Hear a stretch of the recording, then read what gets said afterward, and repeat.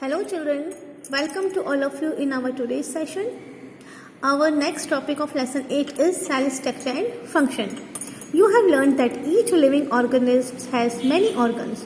You have studied in class 7th about the digestive organs which together constitute the digestive system. Each organ in the system perform different functions such as digestion, assimilation and absorption. Similarly, different organs of a plant perform specific specialized functions. For example, roots helps in the absorption of water and minerals. Leaves, as you have learned in class 7th, are responsible for synthesis of food. Now children, as we all know and we have already studied in class 7th about various organs of our body like digestive system और हम ये भी जानते हैं कि जो हमारा digestive system है वो वेरियस ऑर्गन से मिलकर बना होता है जिसे हम डाइजेस्टिव ऑर्गन्स बोलते हैं.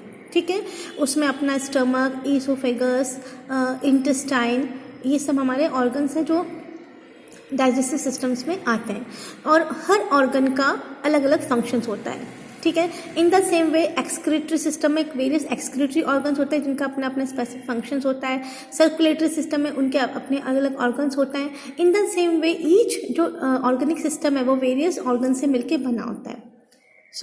हम ये जानते हैं कि जो बॉडी है वो वेरियस ऑर्गेनिक सिस्टम से मिलके बनी होती है और जो ऑर्गेनिक सिस्टम है वो वेरियस ऑर्गन से मिलके बना होता है.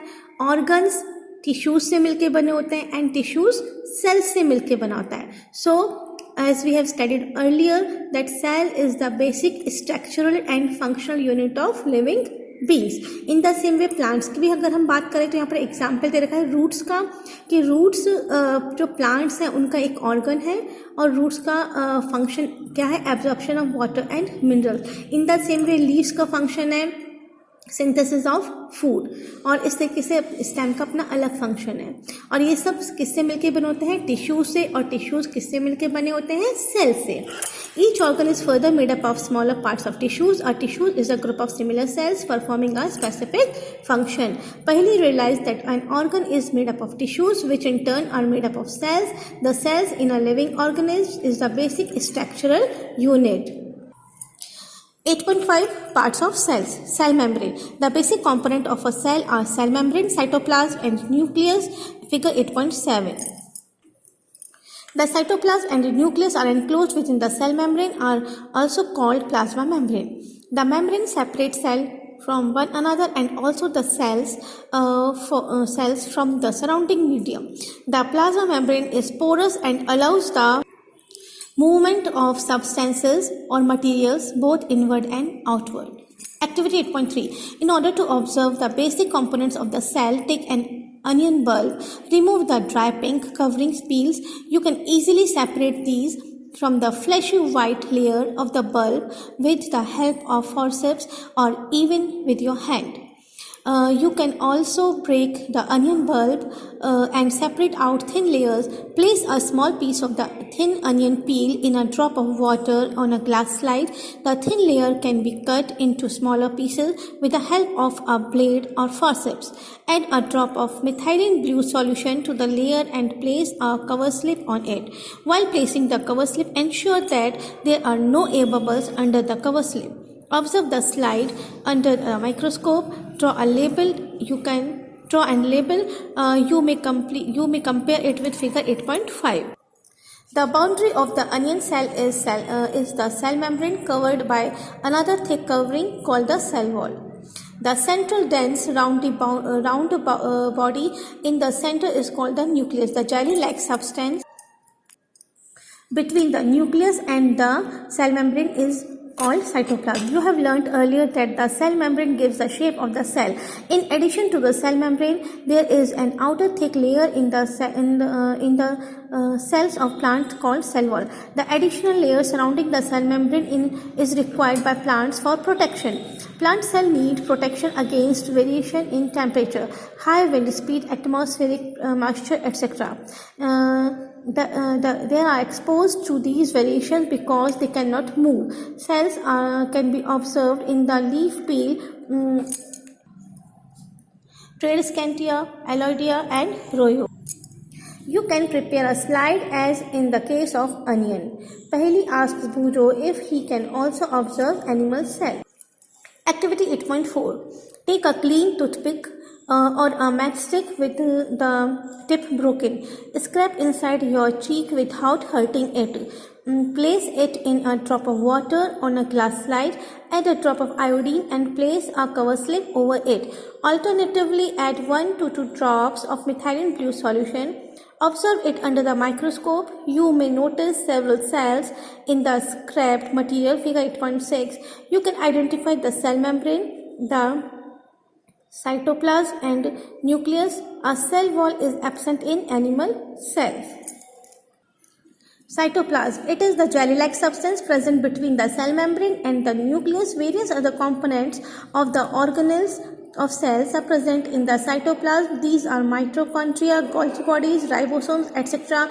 You will learn about them in later classes. Now children, as we know that in the cell there are 3 components which are mainly present in the cell, that is cell membrane, cytoplasm and nucleus. Children, in each cell there are 3 main important components, that is cell membrane, nucleus, cytoplasm. Now what is cell membrane?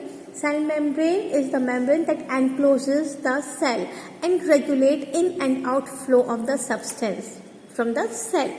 Okay children, in plant cell जो cell membrane है उसके बाहर एक outer layer होती है which is known as cell wall.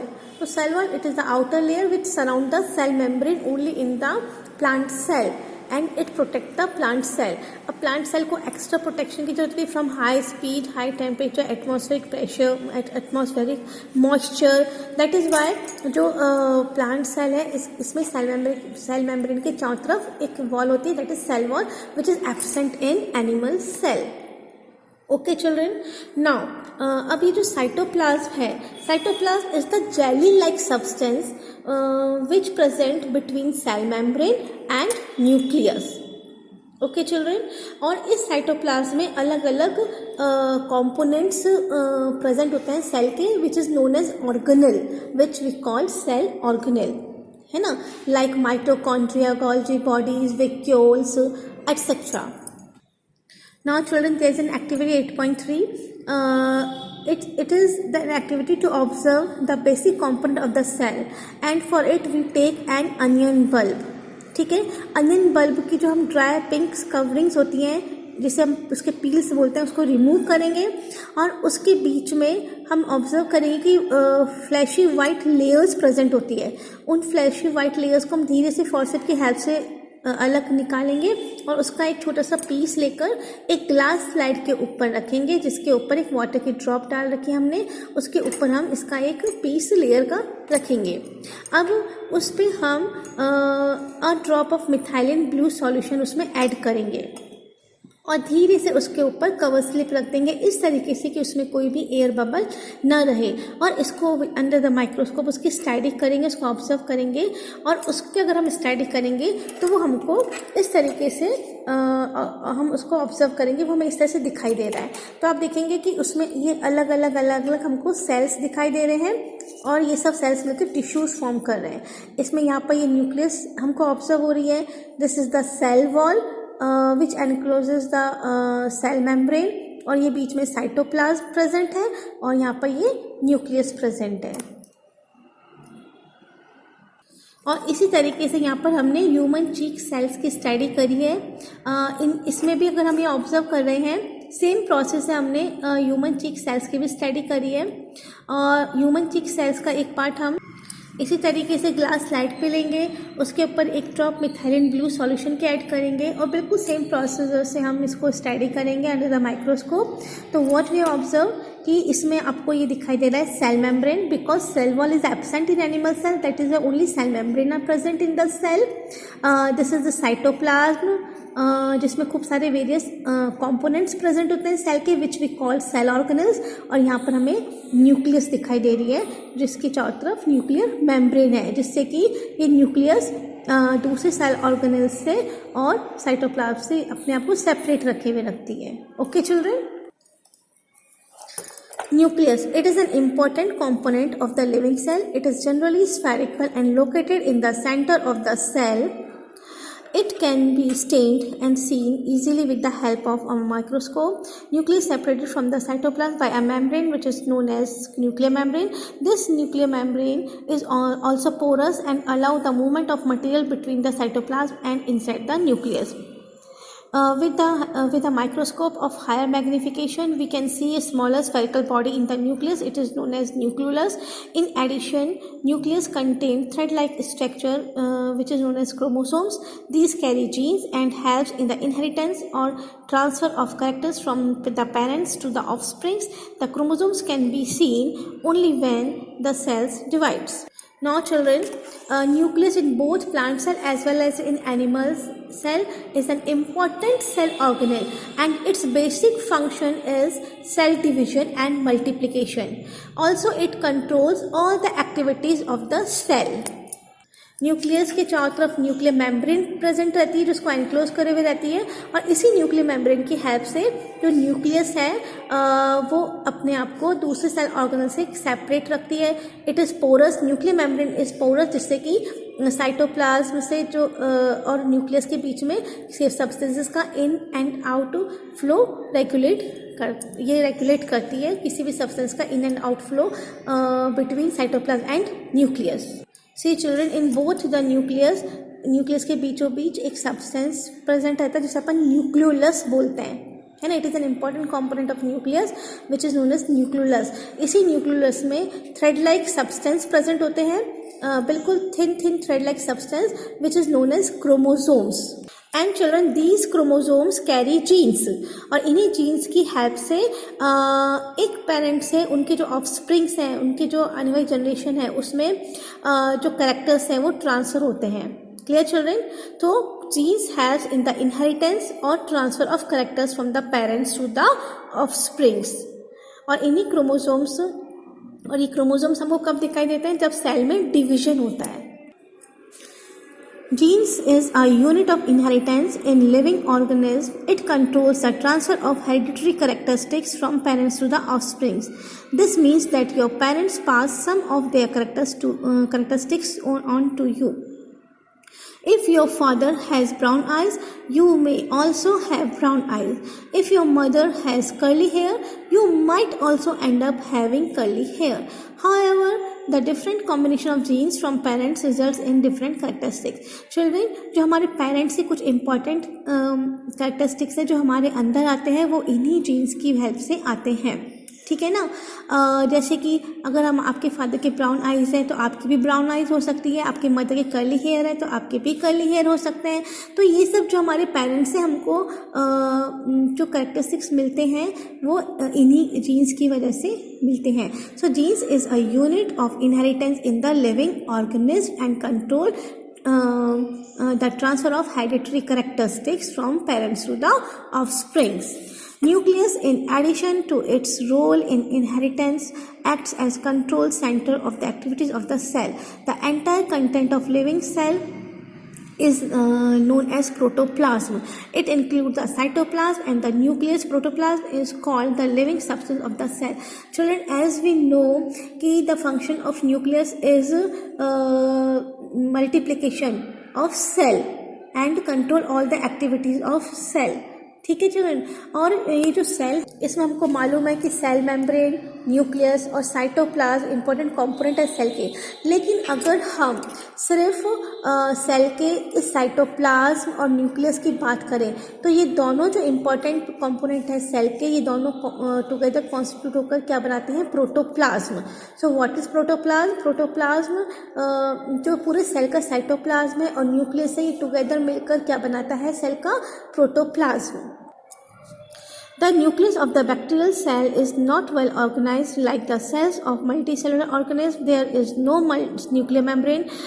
Children, जो bacterial cell है उसका न्यूक्लियस वेल ऑर्गेनाइज नहीं होता है. जिस तरीके से प्लांट सेल, एनिमल सेल में न्यूक्लियस के चारों तरफ न्यूक्लियर मेम्ब्रेन प्रेजेंट होती है, वैसे बैक्टीरियल सेल में सेल के न्यूक्लियस के चारों तरफ न्यूक्लियर मेम्ब्रेन प्रेजेंट नहीं होती है. The cell having nuclear material without nuclear membrane are termed as prokaryotic cell. और ऐसे सेल को हम बोलेंगे प्रोकैरियोटिक सेल, जिसमें न्यूक्लियर मेम्ब्रेन के न्यूक्लियस के चारों तरफ न्यूक्लियर मेम्ब्रेन प्रेजेंट नहीं होती है और nuclear well organised nucleus well organised नहीं होती है। The organisms with these kinds of cells are called prokaryotes, और ऐसे ऑर्गेनिज्म्स को हम क्या बोलेंगे? Prokaryotes. For example bacteria, blue green algae, etc. The cells like onion cells and cheek cells having well organized nucleus with a nuclear membrane are designated as eukaryotic cells. All organisms other than bacteria and blue green algae are called eukaryotes. Children, और ऐसे cells जिसमें जो nucleus है वो well organised होती है, उसमें nuclear membrane present होती है जो उसको बाकी सेल ऑर्गेनेल से अलग रखे रखती है, such type of cells are known as eukaryotic cells. और ऐसे ऑर्गेनिज्म्स जिसमें यूकैरियोटिक सेल्स होता है उन्हें हम बोलते हैं यूकैरियोट्स, जैसे कि प्लांट सेल, एनिमल सेल। ऐसे सारे सेल जो बैक्टीरिया और ब्लू ग्रीन एल्गी के अलावा जो भी सेल्स हैं they all are eukaryotic cells, और ऐसे एनिमल्स को हम ऑर्गेनिज्म को हम क्या बोलेंगे? Eukaryotes. So what is the difference between prokaryotic cell and eukaryotic cell, children? Prokaryotic cells में nucleus is not well organized, जबकि eukaryotic cells में nucleus is well organized. In prokaryotic cells there is no nuclear membrane, whereas in eukaryotic cells there is nucleus with a proper nuclear membrane. In prokaryotic cells the organisms are known as prokaryotes. eukaryotic cells में organisms को अपन बोलेंगे eukaryotes. Example है prokaryotic cell का bacterial cell, blue green algae, और eukaryotic cells का जो example है वो है onion cell, human cheek cells, etcetera. While observing the onion cells under the microscope, did you notice any blank-looking structure in the cytoplasm? It is called vacuoles. It could be single and big as in the onion cell. Cheek cells have smaller vacuoles. Large vacuoles are common in plant cell. Vacuoles in animal cell are much smaller. You might have noticed several small colored bodies in the cytoplasm of the Tradescantia leaves. They are scattered in the cytoplasm of the leaf cells. These are plastids. They are the different colors. Some of them contain green pigment called chlorophyll. Green colored plastids are called chloroplast. They provide green color to the leaves. You may recall that chlorophyll in the chloroplast of leaves is essential for photosynthesis. 8.6. Comparison of plants and animal cell. If you recall activity 8.3 and 8.4, you should be able to compare plants and animal cell. Observe the plant and animal cell carefully in figure 8.7 A and B. Let us tabulate the similarities and distinguishing features of the plant and animal cells. Only a few features are mentioned. You may add more in table 8.1. So children, अगर हम plant cell और animal cell को carefully observe करते हैं, for example onion का जो हमने cell की स्टडी की थी, ह्यूमन चिक सेल की स्टडी की थी, तो onion cell is plant cell और ह्यूमन चिक सेल्स हो गया एनिमल सेल, है ना. तो इसकी स्टडी अगर हम केयरफुली ऑब्जर्व करें इसकी स्टडी को, सेल की स्टडी को, तो हम नोटिस करेंगे कि इसमें कुछ इस तरह की स्ट्रक्चर्स हमको दिखाई देंगे जो कि ब्लैंक हैं, है ना, जो इस तरह से, इस तरीके से और इस तरीके से, जिसे हम कहेंगे vacuole. Vacuole is found in both plant cell as well as in animal cell. And in plant cell ये जो वैक्यूल होती है लार्ज होती है साइज के अंदर, लेकिन क्योंकि लार्ज साइज में तो उसके नंबर लेस होते हैं, लेकिन एनिमल सेल में ये स्मॉल है साइज में तो इसके number it is more in number. Okay, and its function is to store water and food in the cell. Okay children, अगर हम केयरफुली ऑब्जर्व करेंगे प्लांट सेल को तो उसमें ग्रीन हमको स्ट्रक्चर्स दिखाई देंगे which is known as chloroplast. और वी कैन से कि ये जो ग्रीन लीफ स्ट्रक्चर्स हैं इससे प्लास्टिड कहते हैं, और इस प्लास्टिड्स में these plastids carry chloroplasts and these plastids are found only in plant cell. It is absent in animal cell and its function is that it helps in the preparation of food or it helps in the photosynthesis process of plants. Okay children, in the same way there are various cell organelles which are present in both plant cell as well as in animal cell और उन सब के अलग अलग अपने functions होते हैं. Look here, this is the figure of plant cell. इसमें आपको cell wall दिखाई दे रहा है, इसमें it encloses the cell membrane.